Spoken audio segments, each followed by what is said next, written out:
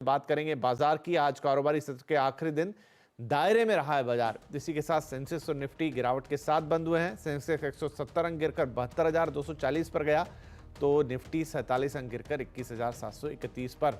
तो चलिए बाजार का पूरा हाल समझ लेते हैं। हमारे साथ है सुमित। तो सुमित, अच्छा होता बढ़त पे बंद होता बाजार, लेकिन ठीक है, कोई बात नहीं। क्या समझे, क्या हाईलाइट्स थे आज के?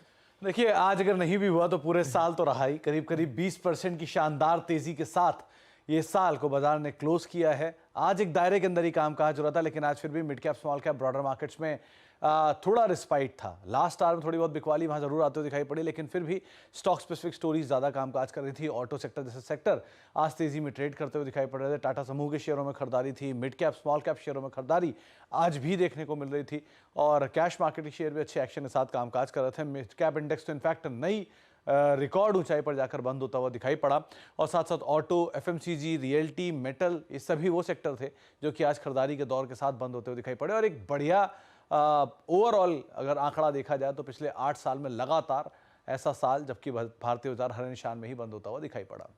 जी, तो बाकी आज चढ़ने वाले गिरने वालों का क्या लेखा जोखा रहा? तो कुछ अगर स्टॉक स्पेसिफिक स्टोरी देखी जाए तो आज इंडेक्स के टॉप गेनर्स में आपको दिखाई पड़ेंगे इधर टाटा मोटर्स जैसे नाम, जो कि आज बढ़िया तेजी में रहा। टाटा के समूह के दोनों नाम, टाटा कंज्यूमर 4.5% ऊपर, टाटा मोटर करीब 3.5% ऊपर, बजाज ऑटो 2% ऊपर, और नेस्ले करीब 1.5% की तेजी यहाँ पर भी या बढ़त यहाँ पर भी आते हुए दिखाई पड़ी। बीपीसीएल करीब 3.25% नीचे रहा, एसबीआई 1.5% नीचे रहा, ओएनजीसी 1.5% नीचे रहा, इन्फोसिस करीब 1.25% के आसपास की बिकवाली यहाँ पर बनते हुए दिखाई पड़ी।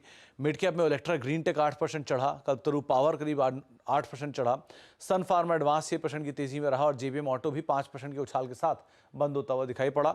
इसके अलावा कुछ और स्टॉक्स में जहां प्रेशर रहा उसमें गो फैशन 4% नीचे रहा, बीएलएस इंटरनेशनल 3.5% नीचे रहा, इंडिया मार्ट 2.5% नीचे, और केफिन करीब करीब 2% के आसपास की बिकवाली यहाँ पर भी आते हुए दिखाई पड़ी। लेकिन ओवरऑल एक अच्छा दिन ऑटो स्पेस के लिए, एफएमसीजी स्पेस के लिए, जहां पर खरीदारी के साथ ही आज क्लोजिंग आते हुए दिखाई पड़ी। जी सुमित, बहुत शुक्रिया इस मार्केट अपडेट के लिए। और अब जो मार्केट्स हैं वो नए साल में ही खुलेंगे, तो इस साल मार्केट में सरकारी कंपनियों ने कमाल किया है। तो क्या 2024 में पीएसयू शेयर रहेंगे तेजी के लीडर? सबसे आगे रहेगा कौन सा सेक्टर? आज आवाज अड्डा में इसी पर होगी बड़ी चर्चा। 7:57 पर जरूर जुड़िएगा आज के आवाज अड्डा में।